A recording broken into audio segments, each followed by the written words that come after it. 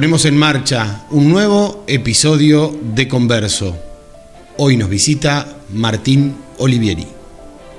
Estamos, siempre estamos. En la ruta que transitas, en la casa que soñás, en el tren en el que viajás, en la cancha donde alentás. Estamos, siempre estamos. Cuidando a nuestra gente, construyendo comunidad, aportando al mundo que soñás. Estamos, siempre estamos. En cada bolsa, en cada camión, en cada proyecto. Cementos Avellaneda, más de 100 años construyendo futuro.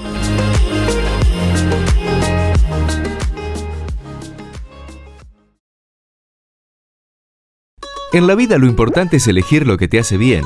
Por eso te brindamos lo que necesitas. Productos de primerísima calidad, asesoramiento personalizado, servicio postventa, el mejor precio de contado y la mejor financiación con créditos personales y cuotas sin interés. Tenemos lo último en tecnología, hogar, muebles, tiempo libre, herramientas y muchas más. Encontrá todo esto en nuestras sucursales, en la web o desde tu celular. Y disfrutá de lo que te hace bien. Casa Silvia. Vos elegís. Urbano Martín Olivieri. Urbano Martín Olivieri. Gracias por venir. No, gracias Fabricio por esta invitación. Creo que hay bastante para charlar, hay bastante para conversar, pero la primera para romper el hielo es, ¿qué es para usted conversar? Conversar es el diálogo, es el intercambio de pensamientos, es el poder conocernos más como personas y abrir una experiencia nueva, en este caso con Fabricio y con todos nuestros oyentes, acerca de la realidad de una persona que quiere compartir algo, que ha tenido una experiencia, podríamos decir de conversión también, porque entra también la palabra conversión, de lo que uno era antes y de lo que uno es ahora. ¿Se conversa actualmente? ¿Es una sociedad que habla esta? Habla muy poco, se expresa muy poco, pero creo que es muy importante el tema de la conversación en la sociedad. Lo dimos por supuesto y sabido, pero lo vamos a introducir de alguna manera. Entre tantas otras cosas, Martín Olivieri es pastor evangélico. Así es. Pero además es uno de los héroes de nuestra patria porque es excombatiente de Malvinas. Sí, un veterano de guerra. Un veterano de guerra. Sí, ¿ese es el término correcto? Sí, ¿Veterano de guerra? Sí, veteranos de guerra para nosotros, los que pudimos volver. Quedamos como veteranos de guerra. Los héroes se enfocan en aquellas vidas que están en Malvinas, han quedado en Malvinas, en la tierra, en el mar, y bueno, a ellos se les llaman los héroes de Malvinas. ¿Y está mal si a los que volvieron también los consideramos héroes? No está mal, pero siempre nosotros tratamos de darle el lugar a aquellos que en verdad dieron todo sus vidas, todo por nuestra nación y por las islas.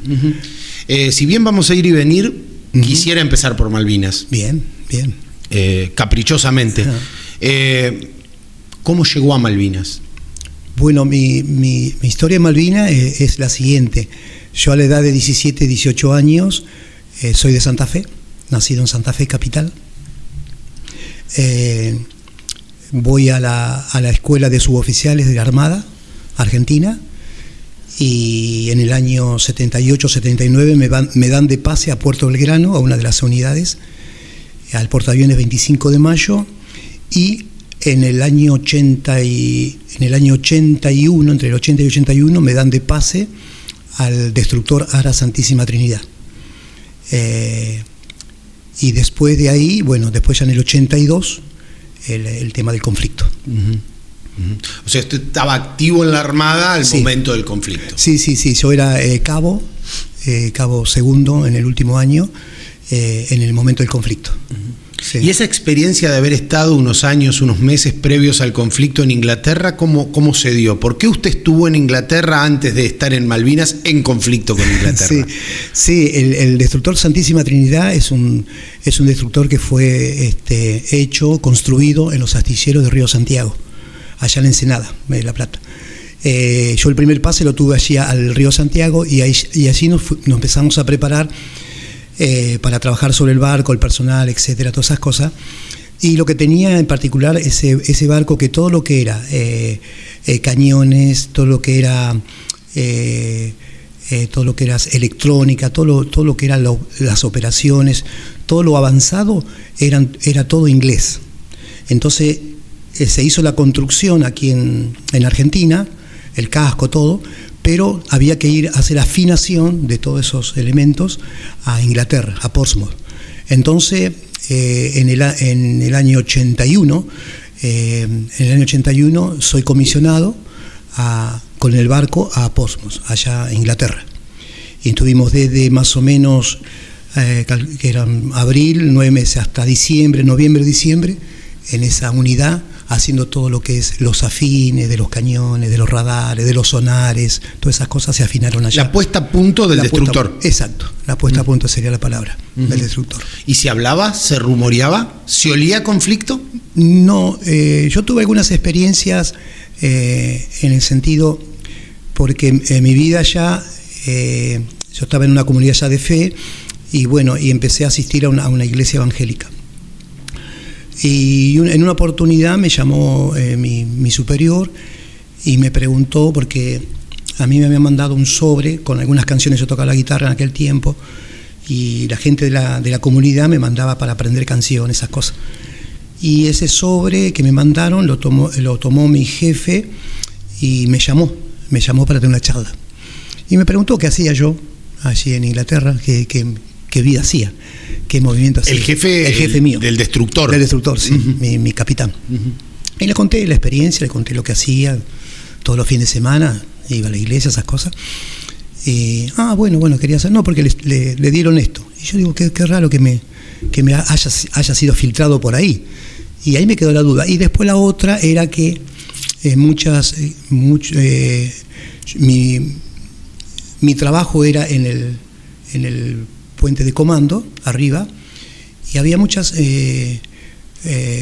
especialidades, por ejemplo, los fotógrafos que le sacaban muchas fotos a los barcos ingleses en ese entonces. Yo veía que le sacaban fotos cuando salíamos a navegar, fotos y le sacaban a todo. Entonces esas dos cosas quedaron allí como grabado, como algo que iba a acontecer. Después me di cuenta que, claro, con el futuro, en el 82 se armó todo lo que se armó, pero eso es lo que me acuerdo de. Pero no testimonios, no relatos de que el conflicto estuviera por venir. No, nada, era todo muy secreto, sí, aparentemente. ¿Y qué encontró en Inglaterra en esa etapa? ¿Qué Inglaterra conoció? Una Inglaterra en aquel tiempo, bueno, mi experiencia, mi estadía de los 9 meses fue siempre estar con la comunidad de fe, pero lo que yo veía siempre en ellos, personas muy educadas, muy puntuales, personas de mucho respeto. Siempre, cuando uno transitaba por Portsmouth, siempre se acercaban y preguntaban de dónde veníamos, quiénes éramos, qué estábamos haciendo, cosas sencillas, pero algo sencillo. Como ciudadano, no veía nada distinto. Esa estadía de 9 meses, luego otra vez a Argentina, y ya sí la puerta de entrada al conflicto prácticamente. Claro, ya volvimos en noviembre, salgo de vacaciones en diciembre, y ya en enero, cuando llegamos a la unidad nuevamente, ya se comenzó a ver en Puerto Belgrano algunos movimientos un poco distintos, diferentes, y que todos decían que íbamos a salir a navegar al sur, y bueno, que había que hacer algunas maniobras, como todos los años se hace. Y bueno, pasaba enero, pasaba febrero, y cada vez más, y llegó marzo, y ya el 20 de marzo, 22 de marzo, salimos al sur. Ya en el barco había infantes de marina, estaba el capitán Giachino, que fue el primer héroe muerto en Malvinas, la noche del 2 de abril, la madrugada. Y ¿usted transportó a Giachino? Sí, esa es la función nuestra. A todos los infantes de marina, que eran más o menos unos 12. Los que entraban, el objetivo de ella era hacer rendir al gobernador y bueno, tomar algunas posiciones más. Ese era el objetivo del del capitán Yechino, sin muertes.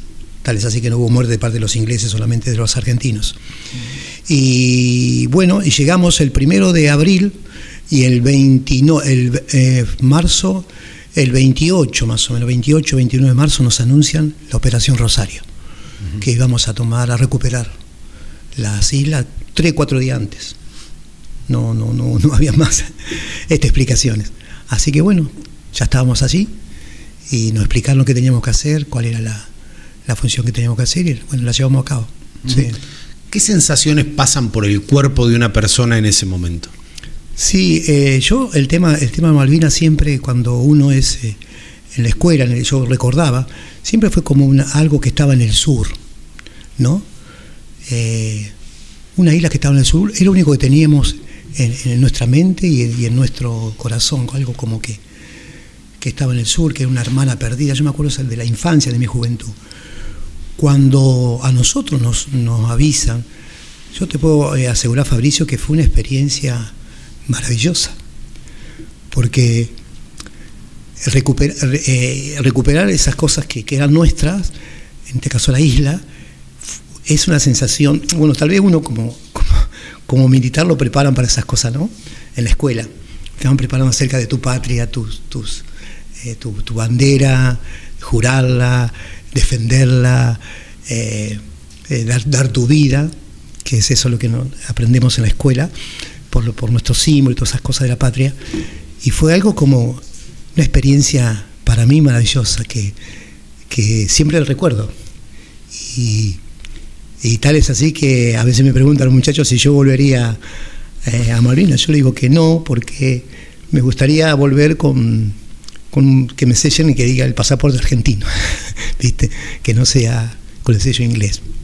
Cosa que tengo en mi corazón. ¿No volvió? Perdón, interrumpo el relato acá. No volvió. ¿Nunca más? Nunca. No.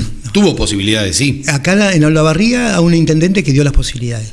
Creo que era el intendente Echeverry, que fueron más o menos, creo que unos 10, 12. Yo no. ¿Usted eligió no volver? Todavía no.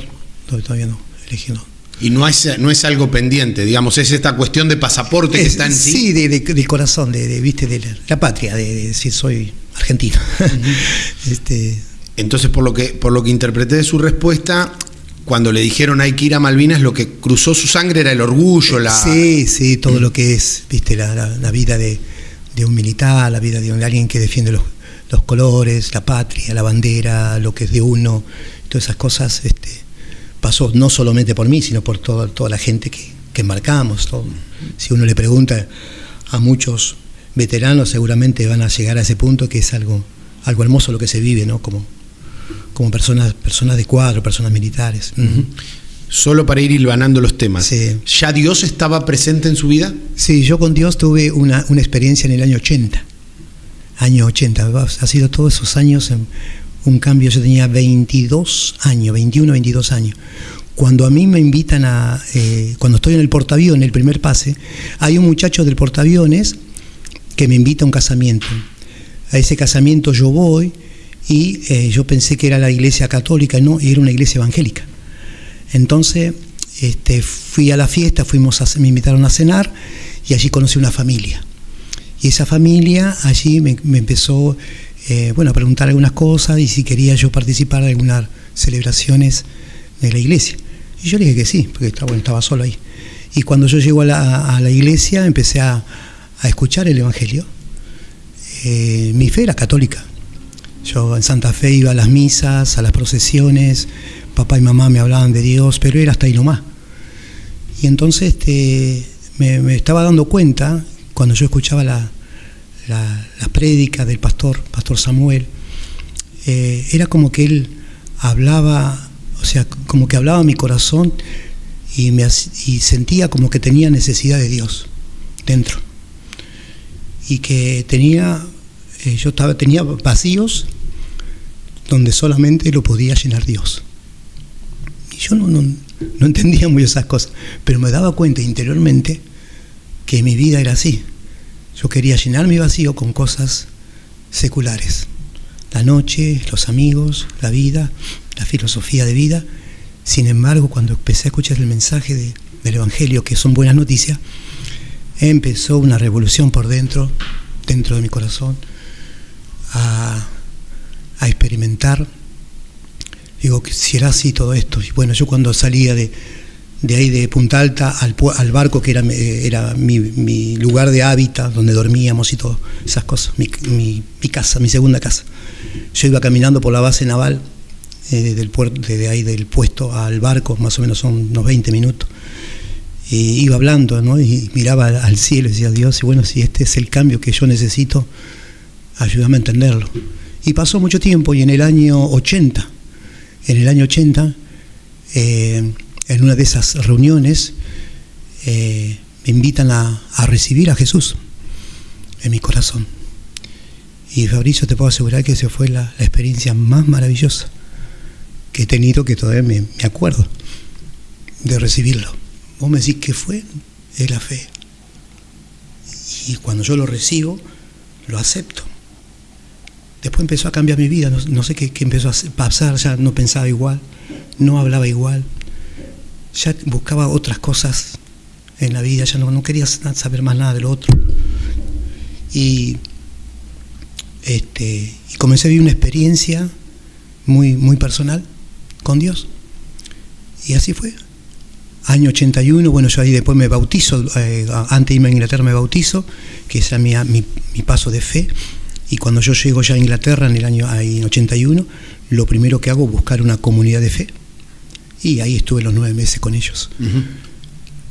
Más o menos salía los fines de semana y me iba a las reuniones, esas cosas. Es decir, que en Malvinas ya esta presencia de la fe en su vida estuvo. Ya estaba. En gratitud, cuando en ese 80-81, yo quería agradecerle a Dios de alguna manera lo que estaba haciendo en mi vida, y no sabía cómo. ¿Viste cuando vos a veces le prometí algo a Dios? No sé si alguna vez le has prometido. Si me sacás de esta, o mandame una ayuda, o tengo un problema y te necesito.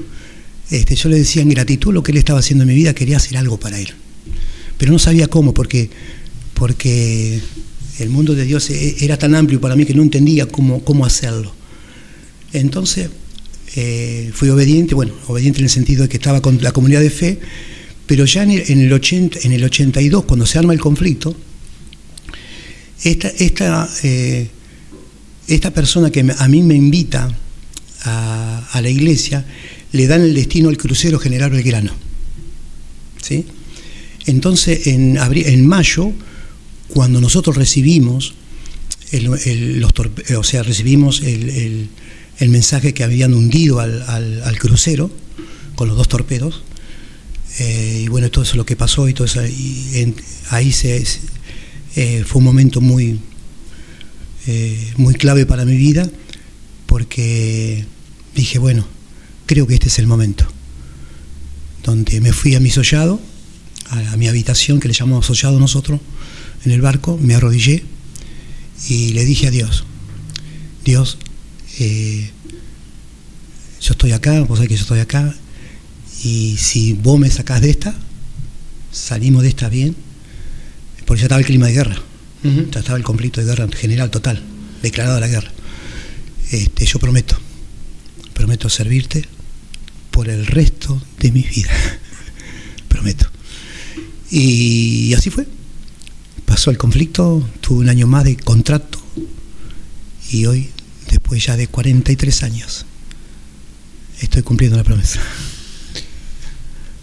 ¿Qué sintió cuando tocó suelo de Malvinas en aquel abril del 82? El suelo es una experiencia muy hermosa, porque nosotros cuando Giachino va, y bueno, eso fue como la madrugada, fue a las 4 de la mañana que desembarcamos con todos los equipos de ellos, los botegomas, todo eso que ellos llevaban como infante. Después nosotros nos quedamos y fuimos hasta la isla a caminar, a ver cómo está, después de que se tomó Malvinas, y realmente es una sensación tan personal, tan linda, que dice, bueno, cumplimos el objetivo. ¿Puede describir esa sensación? Y algo como nuestro, ¿viste? Algo como que vos recuperás algo tuyo, algo que es tuyo y que te pertenece. Esas cosas, estuvimos ahí un día, hemos estado, después subimos al barco de nuevo y regresamos a Puerto Belgrano. Y volvieron. Y después volvimos, sí. ¿Qué era la tarea particular que tenían que hacer más? ¿Era el traslado de tropas? Sí, el traslado de nuestro objetivo era el traslado de tropas y hacer un escudo al portaaviones 25 de mayo, porque el Santísima Trinidad es una unidad misilística con misiles aire, que trabaja en la guerra con los aviones.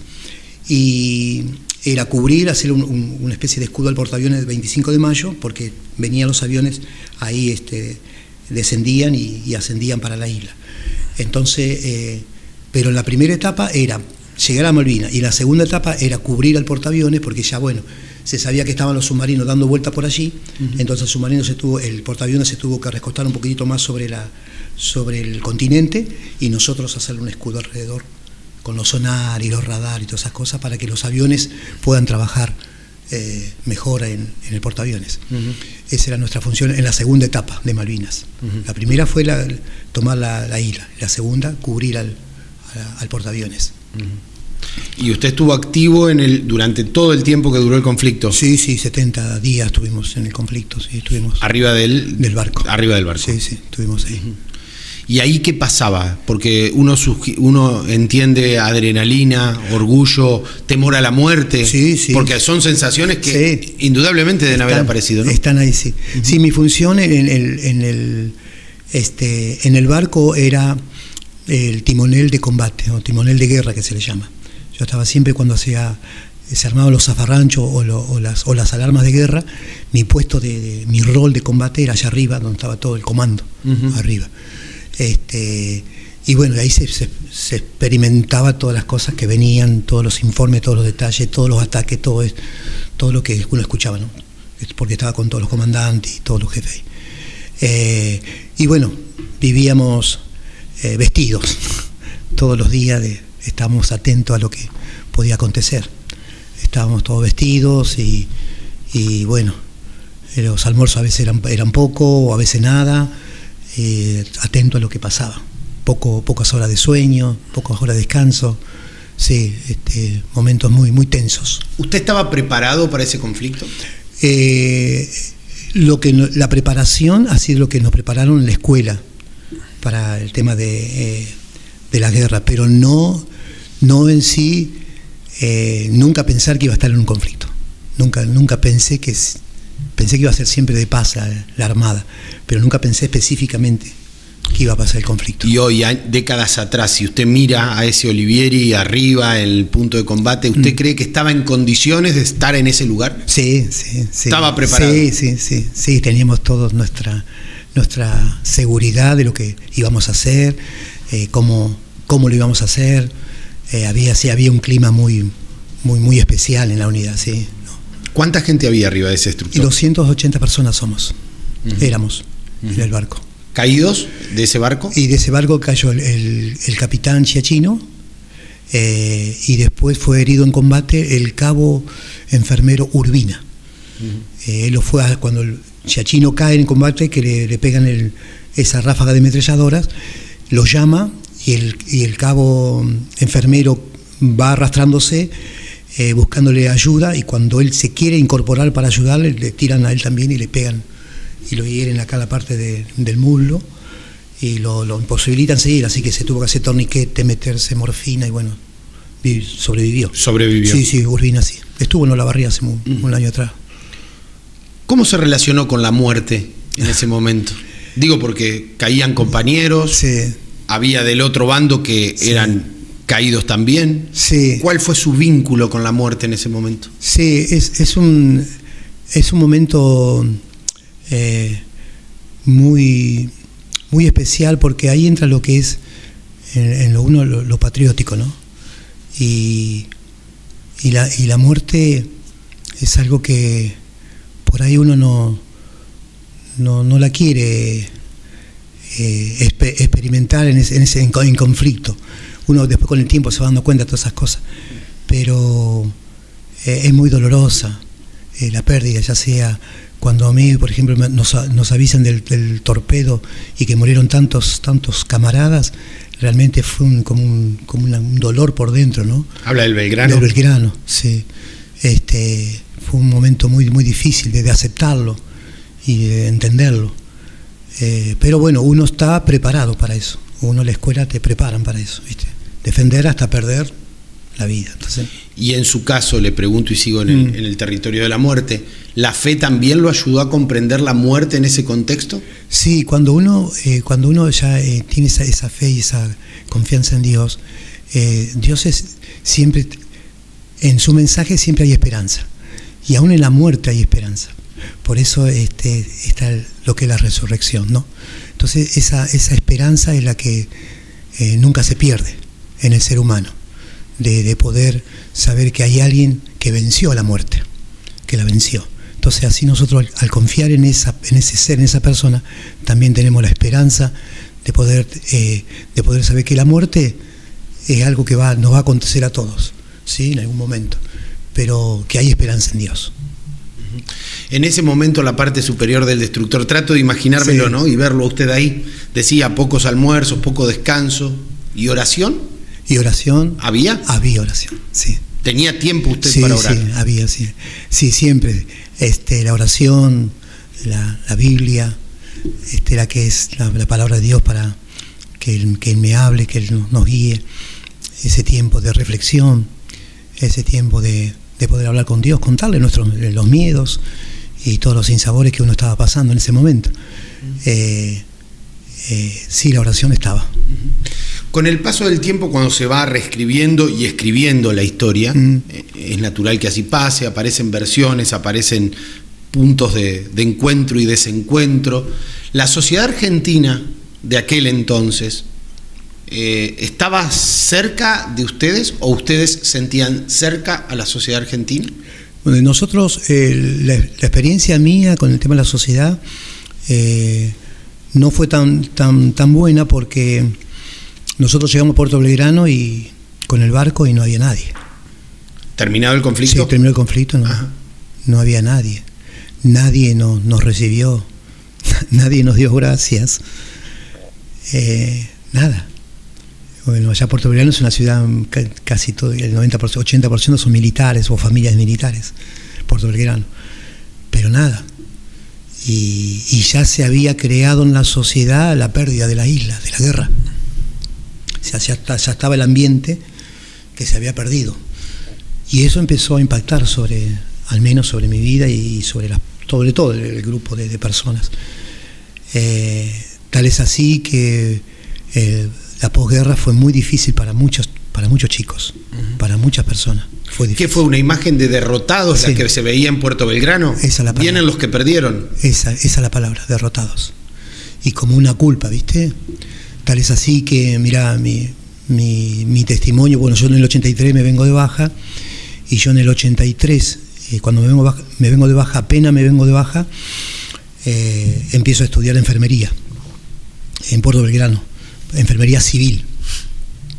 Bueno, ahí me recibo, bueno, y con el tema de la iglesia, todo eso, yo no tuve mucha secuela, pero sí veía que había secuelas interiormente en mi vida y que yo tenía que hacer algo. Y bueno, estudié, me recibí de enfermero, soy enfermero, me recibí y apenas me recibo, bueno, empecé a trabajar en el Hospital Italiano de Bahía Blanca, en las terapias. Después volví al Hospital Naval de Puerto Belgrano, después llegué a Olavarría, trabajé acá en el Hospital de Olavarría, bueno. Pero para mí Malvinas, desde después del 83, fue como dar vuelta a la página de mi vida. No hablé hasta 5 años atrás, 5 o 6 años. 5 años atrás, ahora. Ahora, hasta el 20, 18 empecé a hablar y me empecé a juntar con mis compañeros acá, con los veteranos en la ciudad. Ni mi familia, ni Pablo, ni nada, no tocamos el tema Malvinas. ¿Cuántos hijos tiene? Yo tengo a Pablo Martín, Débora Yanil y Dana Micaela, 3. ¿Con ellos no se hablaba? No hablamos el tema de esto, de Malvinas, porque no. ¿Usted estaba todavía dolido, dañado? Sí. Yo me sentía, y a veces charlamos con mi hija es psicopedagoga, y me dice, papá, vos tenés que hablar de estas cosas. Y yo agradezco porque, bueno, hace 5 o 6 años atrás empecé a hablar, vamos a la escuela, nos invitan, por el lugar donde vamos podemos contar nuestras experiencias. Pero yo me he dado cuenta, y me he dado cuenta que era como algo que estaba ahí, oculto, tapado, y no quería sacarlo de mi corazón. Puede ser una opinión Sí. que rompe el concepto de la charla. No quiero que mi opinión afecte su respuesta. Yo soy un convencido que Malvinas tiene picos de instalación en la sociedad o en las comunidades, y siempre es en abril. Como que en abril nos malvinizamos. Sí. Y luego pasa. Y sigue habiendo veteranos que mueren en soledad o con algún trastorno o con algún dolor. ¿Le falta a esta sociedad argentina, a la de hoy, aprender más de esa gesta, de esa lucha, de lo que dieron los veteranos y héroes? Sí. Yo creo que le falta. Pasamos muchos años nosotros, al menos cuando charlo con los camaradas, los camadas y los soldados y todas esas cosas, pasaron muchos años donde no se hablaba mucho de Malvinas, y costaba muchísimo, costaba mucho. Y ahora hace 3 años, 4 años atrás, como que algo, una luz, como que hay algo que se está gestionando a favor de Malvinas, de este tema del 2 de abril. Y se está trabajando bien, pero pasamos, yo creo 15 a 20 años, todo muy tapado. ¿Cuál fue el peor momento del tapado? Más allá de la espalda que dio Puerto Belgrano en su caso, pero después, ¿en qué momento histórico de esta post-Malvinas se sintieron más denigrados, más ocultados? Sí, yo lo que yo veo la experiencia son los chicos que no han podido tener una atención rápida en su parte psíquica. Y no han podido salir, la depresión los ha llevado a cosas extremas y no han podido continuar. Y algunos se han suicidado, otros han muerto han tenido su salud muy mal y no han podido recuperarse. Y la posguerra en esos primeros años fue muy fuerte para ellos. Mucha gente dolida, y bueno, con los rasgos de las batallas y de los cañones y de los conflictos y todas esas cosas, y no lo pudieron ayudar. No lo pudieron socorrer. ¿Se sintió acompañado por en aquel momento encima la Argentina estaba dominada por un golpe cívico-militar y a manos de militares, pero con el gobierno de aquellos años, ¿ustedes se sentían respaldados cada vez que usted se subía al destructor, tenía que ir hasta Malvinas? ¿Usted sentía que había un Estado que acompañaba? Más allá de que estaba roto el Estado, digamos, ¿no? Sí, porque nosotros, claro, veníamos de la formación de la vida militar, y veíamos que todos ahí, en el caso de Malvinas, para recuperarla estábamos todos bien, pero después de Malvinas, después hubo como un silencio total, todo se quedó ahí, nadie pudo ni acercarse a la gente de cuadro, ni preguntar nada, solamente se cortó todo. Bueno, después vino la democracia, 83 creo, ¿no? Después todos los gobiernos que pasaron, pero en la parte militar fue todo una ausencia de diálogo, de buscar el diálogo, ¿no? Y de ver qué había pasado o cómo estaban. Reformulo ya más en general, no en su caso particular. Las Fuerzas Armadas argentinas estaban en condiciones de llevar y afrontar esa guerra a las que se llevó a ese montón de pibes de distintos puntos del territorio. Creo que no. Sinceramente creo que no se dio la unificación de trabajar en conjunto, en equipo, como fuerzas. Lo que había buena relación con la Armada, con las aeronaves, la naval de la Armada, y con la aviación naval, pero con el ejército no había mucha, y con la infantería. O sea, infantería, la aviación naval y un poco la Fuerza Aérea, que fueron los que más golpearon también a los ingleses, ¿no? Los navales y la aérea. Pero en la otra fuerza se veía que no había una unidad así de trabajar en estos casos, ¿no? Además, uno piensa que los pibes, los voy a llamar así, los pibes de Malvinas, tenían formaciones y realidades totalmente distintas por donde sus orígenes, ¿no? Bueno, Santa Fe, Corrientes, de distintas provincias que tenían realidades totalmente distintas en su formación y en su forma de vivir. Exacto, sí. Sí, hay muchas experiencias de chicos que fueron por ejemplo, de Corrientes ahí a Malvinas, y fueron ellos, para que no los escuchen los ingleses, en todo lo que era la transmisión y todo lo que era la guerra y la radio, ellos hablaban todo lo que era el guaraní, y se manejaban de esa manera en la isla. todas esas experiencias que han vivido ha sido muy fuerte para ellos también.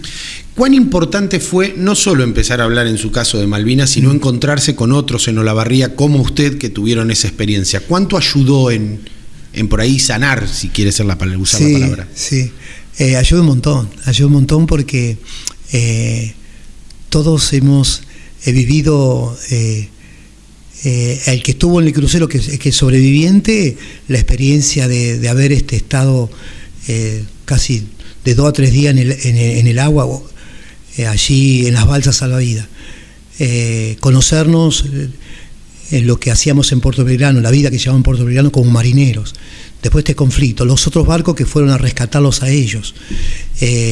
Realmente lo que es la Armada, siempre hemos mantenido un espíritu muy familiar con la gente de la Armada. Es una fuerza muy familiar, lo que es la Armada. Después la otra fuerza no lo sé, pero siempre tenemos ahora ese vínculo de reunirnos, de compartir algo, de salir juntos a dar charlas, y eso nos hace bien a nosotros. Le pregunto también puntualmente por la relación con los veteranos de aquí de Olavarría. Usted no es un hombre. Ahora le quiero preguntar cómo llegó a Olavarría, pero antes de eso, preguntarle con estos veteranos de acá de Olavarría. ¿Usted tiene contacto permanente? Sí, estamos, yo en este momento soy el presidente de los veteranos de guerra. Está Trinchín también, que es vicepresidente. Bueno, tengo una comisión y estamos trabajando en lo que podamos hacer, lo hacemos, y donde podemos ir a hablar, lo hablamos, y estamos buscando también el tema de las jubilaciones, que hay una traba ahí a nivel, ya tantos años que hay problemas para el tema de las jubilaciones, porque hay un tema allí que se le llama veterano únicamente a las personas civiles y a los conscriptos. Entonces, a las personas, por ejemplo, de cuadro, no se lo considera en las leyes como veterano. Entonces ahí hay una... ¿Usted entraría ahí? Claro. ¿Usted hoy no está jubilado? No. Estamos allí charlando todas esas cosas, porque o somos todos veteranos o son seleccionados. Entonces todas esas cosas, él es política, ¿no? O sea, hoy la jubilación sería para el conscripto. Exacto. Sí, el personal civil que estuvo. De aquel entonces. Los que ya estaban en la fuerza y tocó ir a Malvinas no pueden acceder a una jubilación. Todavía no. ¿Y qué falta para eso? ¿Decisión política? Política, sí, que puedan cambiar algunos artículos de las leyes, cambiar algunos artículos. Bien, esa decisión política, también vamos a hacer un parrafito ahí. A ver, ¿cómo llegó a Olavarría y por qué Olavarría se convirtió hoy en su centro de vida, en su lugar donde además evangeliza? Sí. ¿Por qué? Sí, yo estaba en Punta Alta, en una iglesia, allá en los años 90, y acá en Olavarría, la iglesia estaba ya en la calle Moya, entre Líbano y Torres. El pastor de que estaba acá fue para Punta Alta, y después en esa salida de Olavarría a Punta Alta, yo estaba allá, y él me dice Martín, allá en Olavarría dentro de unos años se va a necesitar que alguien pueda atender a las personas. Y yo decía, y me recordaba, ¿no?, que hacer algo para Dios. Digo, bueno, será el momento, será el tiempo. Y yo estaba trabajando, tenía mi trabajo, mi esposa también, que era enfermera, y dijimos sí a Dios. Así que nos vinimos con nuestra familia. Pablo tenía 5 años, mi hija Débora 1 año, y Dana tenía meses. Y nos vinimos de Punta Alta acá a Olavarría. ¿Me recuerda el año? Año 90, 92. O sea, fue un cambio de pastores, digamos. Sí, de pastores, sí. Sí. ¿Cómo se llama la iglesia? La iglesia es la iglesia del Evangelio Cuadrangular. Sí. Eso estaba en Bahía Blanca y usted era parte allí. Claro, yo estaba allá en Punta Alta, cerca de Bahía, y de allá vinimos para acá. Sí. Ya tenía 33 años yo, más o menos. Sí.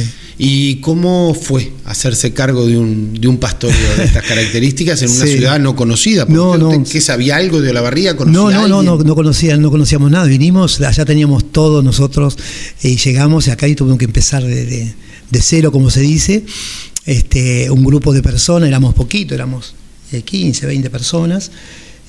Bueno, nos fuimos conociendo, yo tenía una bicicleta en aquel tiempo, visitando a toda la gente que asistía a la iglesia, fuimos ganando así la amistad, el respeto como pastor, éramos jóvenes también, y al ver que eran pocos, yo tenía mi profesión que era enfermero, mi esposa trabajó en CEMEDA, estuvo unos años, y a mí le digo, ¿por qué no me deja que yo lleve a mi currículum al hospital municipal?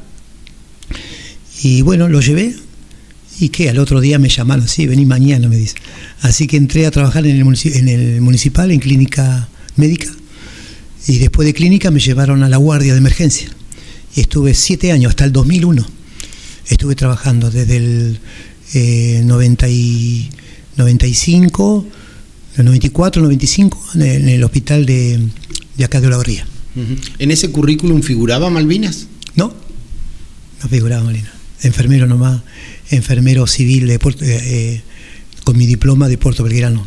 O sea, usted en su resumen laboral no había puesto Malvinas. No, porque no.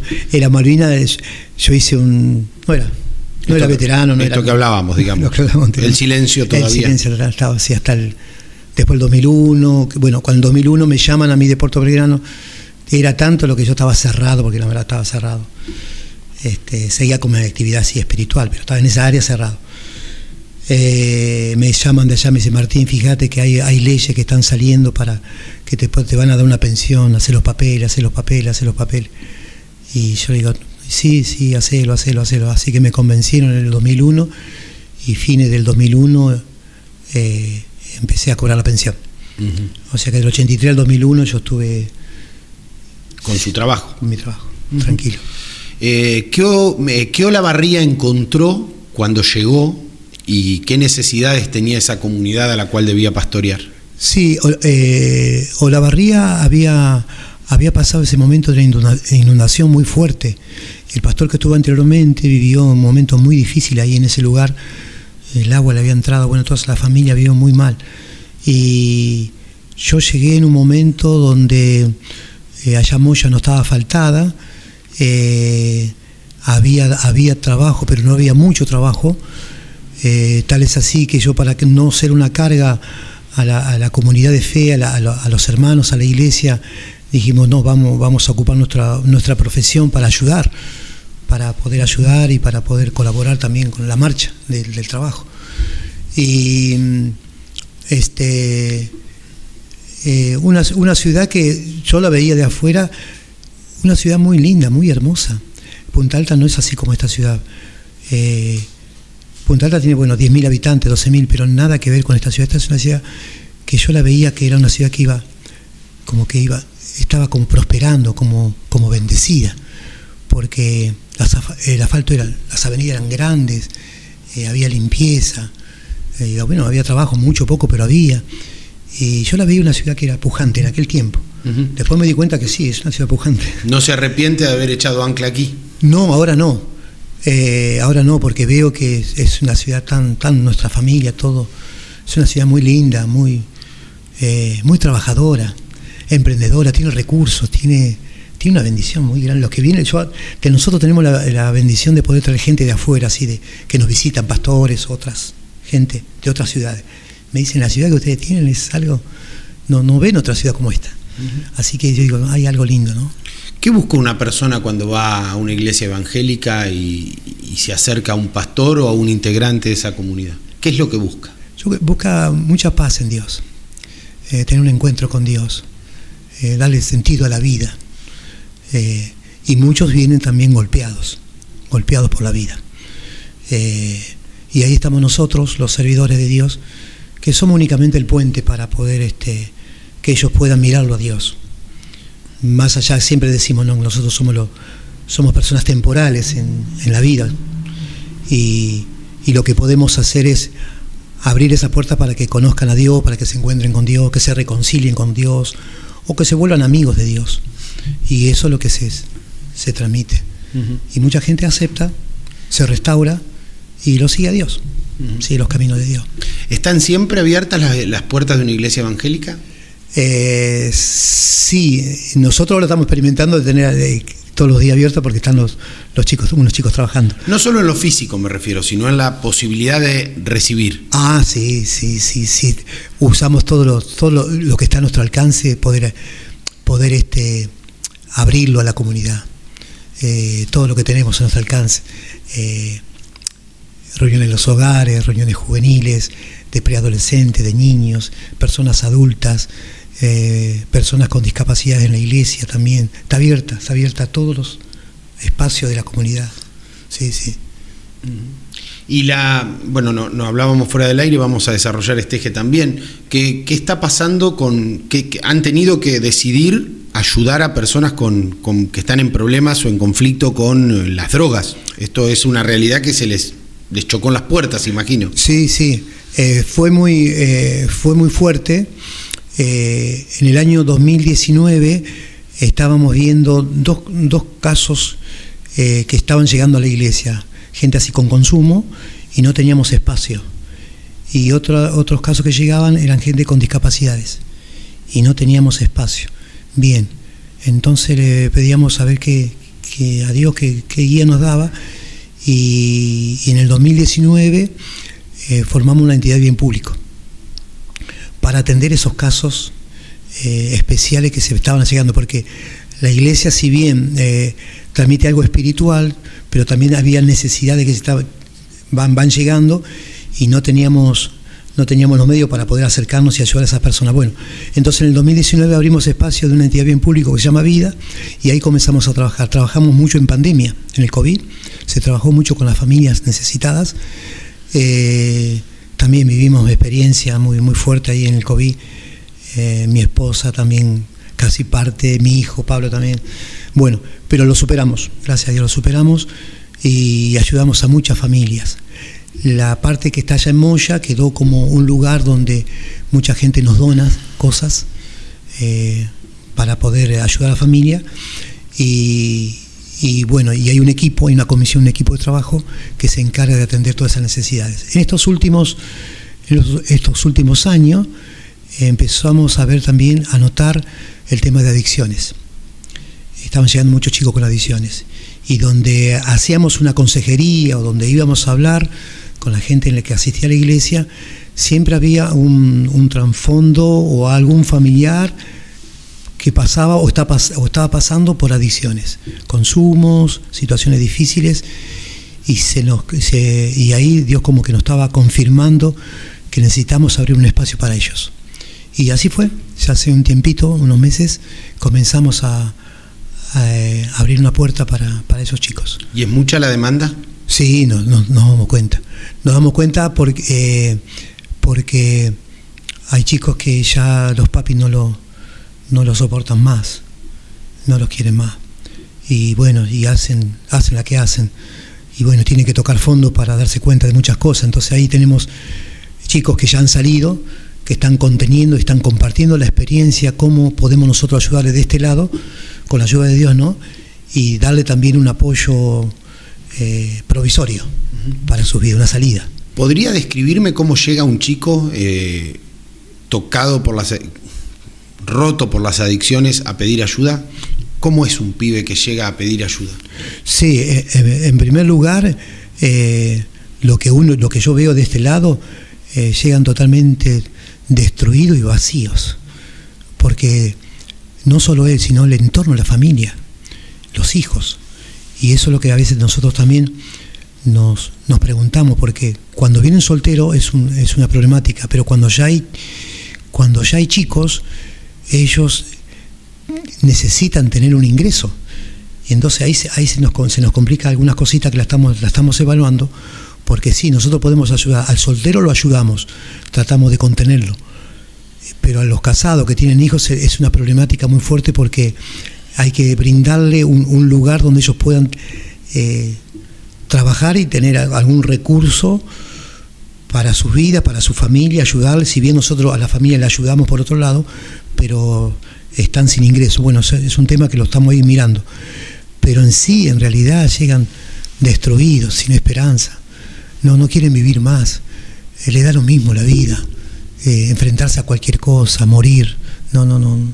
Son momentos muy difíciles que uno escucha. ¿Esos pibes son para usted, digo, víctimas de algún sistema, de alguna red, o sea, o son responsables de sus acciones? ¿Cómo los ubicaría? ¿Como víctimas o responsables de su accionar? Hay un momento que yo siempre lo analizo y lo analizamos con el equipo. En el 83 la democracia fue muy buena para nosotros, para el país, pero hay cosas que se han escapado y uno se da cuenta ahora, es la edad de esos chicos, que la mayoría han nacido en ese periodo, y yo como joven que fui, me doy cuenta que tal vez por lo que nosotros hemos vivido, los principios, los valores, era el trabajar, era el ganarnos el sustento y ayudar a nuestra familia. En cambio, esa generación le ha costado muchísimo insertarse. Por ahí, como se dice, vivían del Estado, de las cosas que el Estado podía darle por X causas o situaciones, y muchos de esos chicos se han acostumbrado a vivir así, y ahora le está costando un montonazo poder valorar el trabajo, la fuerza, el esfuerzo, el trabajo, ganarse ese sustento que uno ya lo ha vivido, ¿no? Y lo vive. Entonces es una problemática, una situación donde lo han marcado muchísimo a ellos, lo han marcado muchísimo, y yo veo que les cuesta salir, y bueno. O sea, interpreto de sus palabras, usted advierte que hay una falla en el sistema que ha gobernado la Argentina en ese tiempo. Sí, la democracia estuvo muy buena, pero que por ahí el extremo ha sido también ha golpeado a muchos chicos de esa edad, y tal es así que ahora las cárceles son todos chicos de 25, 30 años, son chicos re jóvenes los que están allí, y la mayoría que viene, o sea, que nosotros tenemos charlas, también son 25 años, 30 años, en esas edades están. ¿Cómo se enciende una llama de fe en esos chicos? La llama de fe se enciende a través del amor hacia ellos, de entenderlos, de comprenderlos. Hay que pasarla y hay que estar con ellos, por ahí recaen, por ahí hay que ayudarlos, levantarlos de nuevo, y todas esas cosas que se viven, ¿no? ¿Alcanza con lo que hacen ustedes? No alcanzo. No. ¿Qué haría falta para que sea más fuerte lo que hacen ustedes? Y yo pienso que lo que veo es poder darle ese espacio a este mensaje, ¿no? Este mensaje de esperanza, que es un mensaje que transforma vidas. Hay muchas experiencias. Si algún día podemos traerte a algunos de los chicos que salen de esas situaciones, y cómo ellos lo expresan, cómo ellos lo viven, cómo han vivido, y apoyarlos a ellos, hacia brindarle, no sé cómo. Acá se tiene que encargar de gente profesionales, gente que pueda ayudar. Nosotros la vida espiritual la podemos conducir, pero a veces hay otras cosas que por ahí la gente que está en las políticas, estas cosas, pueden brindar ayuda o ver qué posibilidad, cómo se pueden acercar para poder brindarle ayuda a esos chicos, ¿no? Espiritualmente vemos que hay muchos resultados, pero falta la otra patita ahí de la mesa para también complementar un trabajo secular, una ayuda, una salida laboral, algo que ellos puedan decir, bueno, tengo ya para mis hijitos algo, llevarle un pan, una leche, un calzado. ¿Tienen relación, por ejemplo, con el Estado municipal? ¿Hablan con los estados, ya sea el Estado municipal, provincial? Hablo en el municipal porque es el que está más a mano. ¿Tienen contacto con ellos? Sí. Muchas veces las iglesias evangélicas tenían una presencia estaban muy cerca de los intendentes de esta ciudad. Sí. Nosotros, en la iglesia evangélica, normalmente con el Estado no tiene mucho acercamiento, porque siempre ha dependido de su mensaje y del mismo pueblo. O sea que todo lo que se hace en la iglesia evangélica de la misma congregación, de la misma comunidad de fe que se reúne. Y la parte así política o de los políticos de turno, si ellos quieren ayudar, uno está dispuesto. Pero si no, al menos mi pensar, si no tratamos de buscar. Pero digo, la experiencia que ustedes ven, esta realidad de jóvenes quebrados por las adicciones y demás, serían muy útil que el que gestiona una ciudad la sepan. ¿Van a preguntarles, conocen lo que ustedes están haciendo? Sí, vos sabés que esas palabras me hace recordar, me estaba contando Pablo, que no sé cómo llegó el tema de esto, y hace unos días atrás, una semana, 2 semanas, hay alguien del municipio que quiere hablar con ellos, con el equipo. Entonces es como que ya se han enterado de algún testimonio, algo que ha pasado, y creo que van a tener una charla, no sé cuándo. Pero bueno. Pablo está al frente de eso. Pablo sí. Bueno, Pablo tiene una experiencia de vida también muy importante. Él ha pasado por cosas así, fuertes, y todo eso lo llevó a amar a los chicos así, lo que están viviendo, ¿no? Una última, salga de una de las últimas, no la última. Sobre los pastores evangélicos mucho se habla, de que viven del pueblo, de que usufructúan o le quitan el dinero a los fieles, que cambian fe por dinero. ¿Qué dice un pastor evangélico frente a esos dichos, cuestionamientos o cosas que aparecen en la sociedad? Están, digamos. Sí. ¿Cómo vive un pastor evangélico? ¿De qué vive un pastor evangélico? Yo siempre he trabajado. Yo de 8 años que repartí el diario trabajé, y mi escuela de vida ha sido el trabajo. Fui un canillita en Santa Fe, fui a la Armada, defendí mi patria.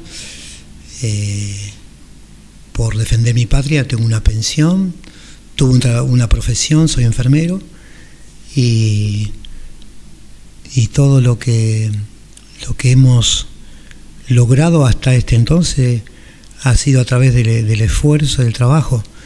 Nuestra iglesia Nueva Vida es una iglesia, bueno, algún día por ahí poder conocerla más, pero es una iglesia que trabaja mucho.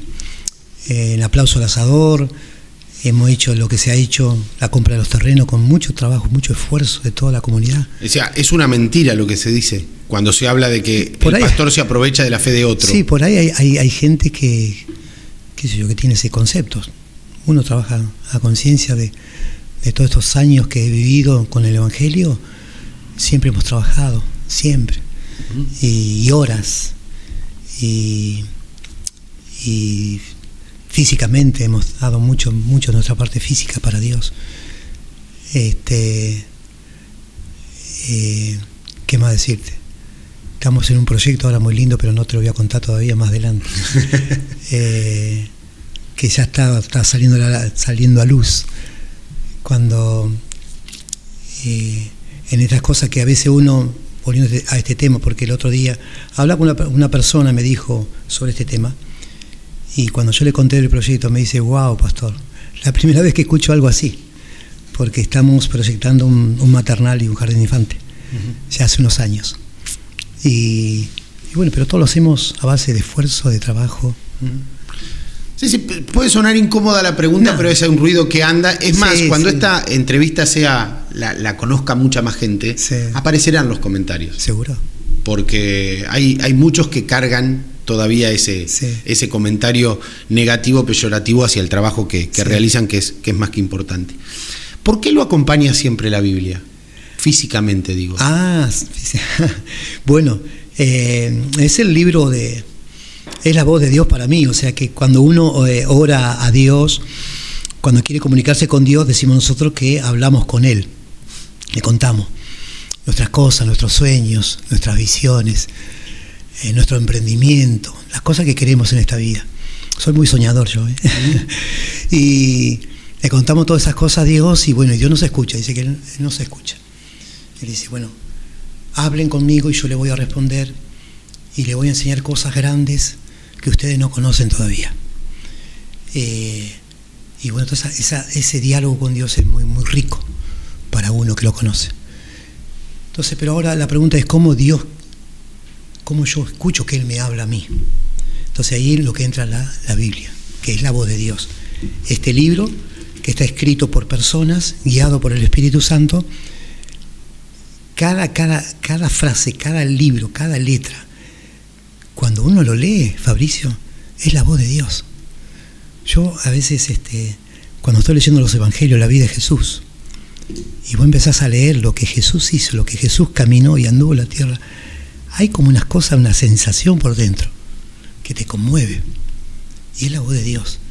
Cuando vas pedís un consejo, los proverbios del rey Salomón acerca de la vida, del trabajo, el consejo que quieras recibir está acá.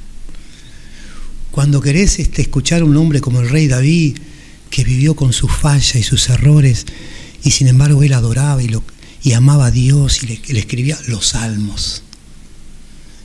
Cuando ves a un hombre que no tenía muchas palabras, que era tartamudo, pero que conduzco a un pueblo, a Israel, por muchos años, Moisés, te queda esa experiencia. Cuando en tu vida por ahí no tenés palabras, no sabés qué decir, mirás a un Jeremías, que Dios lo llama y lo escoge, dice, desde el vientre de tu mamá yo ya te llamé para que seas un escogido. Entonces todas esas cosas enriquecen la vida del ser humano. Y hay mucho más, hay historias que están acá, que te marcan y que son experiencias que uno vive cuando escucha que Dios te habla al corazón, porque Él te habla personalmente, ¿viste? Por eso Dios decimos que es personal. Como actúa con vos, como te habla a vos, no me habla a mí ni a Él, sino que es algo personal. Y decide cada uno personalmente por Dios. Bueno, ahora sí vamos a ir terminando. Me gustaría que se posicione en el hoy, en esta charla, y se imagine que aquí, en esta mano, o frente a mí, está el Martín Olivieri que le dijeron hay que ir a Malvinas. Y a ese Martín Olivieri, ¿qué le diría hoy? Vuelve a Malvinas. Sí, el Martín Olivieri vuelve a Malvinas.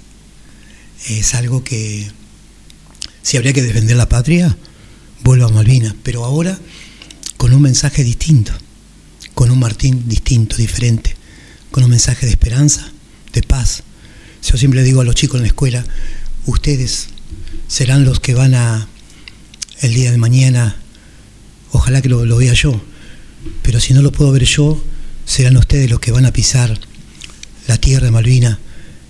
Por eso hay que prepararse, hay que ser buenos hombres, ciudadanos, estudiar lo que es todo la geopolítica, la historia, y enfrentar esta situación de Malvinas en paz, no bélicamente ya, porque no sirve para nada, sino con mucha sabiduría, ser embajadores, ser personas que puedan ser usadas para que no nos pase lo que nos pasó en nuestra nación, que no haya más muerte y esas cosas. Pero yo como Martín volvería con un mensaje diferente. ¿Está orgulloso del padre que es? Sí, agradecido a Dios. No soy el papi perfecto, pero agradezco a Dios por mi familia, agradezco a Dios por mi esposa, por mis hijos, que me han acompañado durante estos 43 años en este transcurso de vida. Sabéis que el último acompañamiento han sido 2 en el 23. Estuvimos con mi esposa en Israel. Y vivimos también momentos muy tensos. El 7 de octubre en Israel. Y con la ayuda de Dios también podemos salir victoriosos. Y en este momento estoy transcurriendo un postoperatorio muy fuerte, donde he podido ver también a mi familia al lado mío, ayudándome, y también a la comunidad donde asisto, donde estoy pastoreando. Y como pastor, ¿cómo es? ¿Cómo se definiría usted como pastor? Un servidor de Dios, servidor.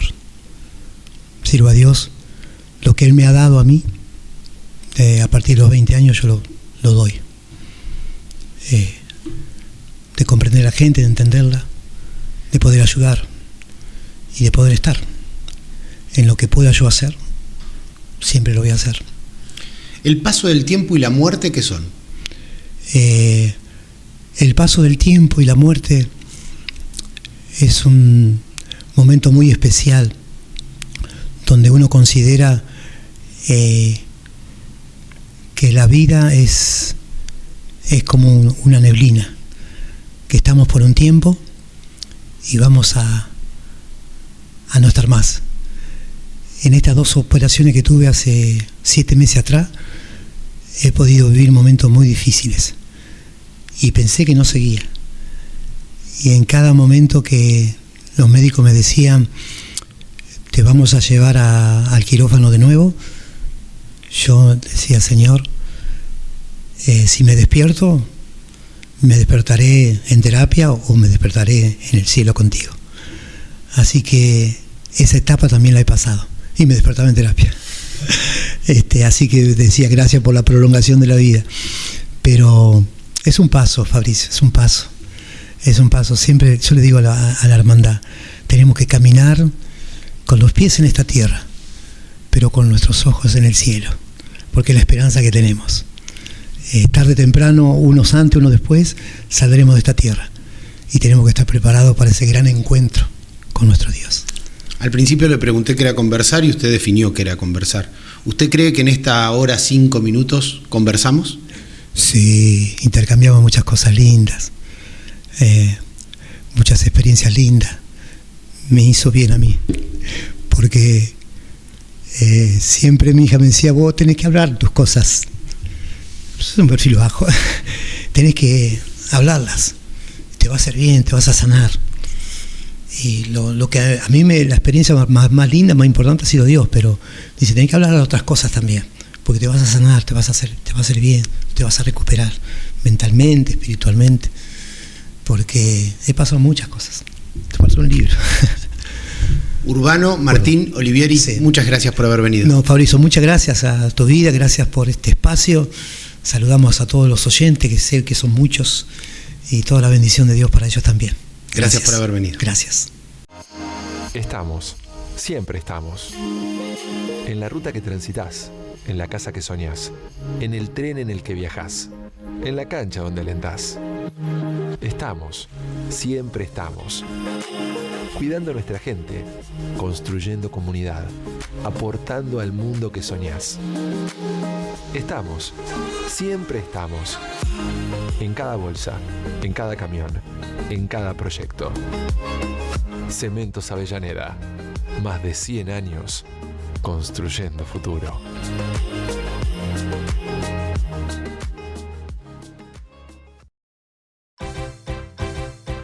Ven a casa Silvia, todos los productos te podés llevar.